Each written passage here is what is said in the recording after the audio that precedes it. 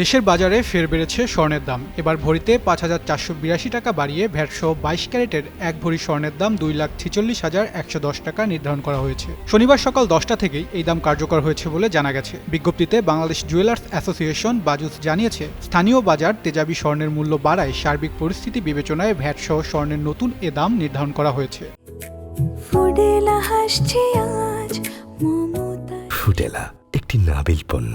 নতুন দাম অনুযায়ী দেশের বাজারে ভ্যাটসহ প্রতি ভরি ২২ ক্যারেটের স্বর্ণের দাম পড়বে ২,৪৬,১১০ টাকা। এছাড়া ২১ ক্যারেটের প্রতি ভরি ২,৩৫,০৩০ টাকা, ১৮ ক্যারেটের প্রতি ভরি ২,০১,৮৪৬ টাকা এবং সনাতন পদ্ধতির প্রতি ভরি স্বর্ণের দাম ১,৬৪,৮১২ টাকা নির্ধারণ করা হয়েছে।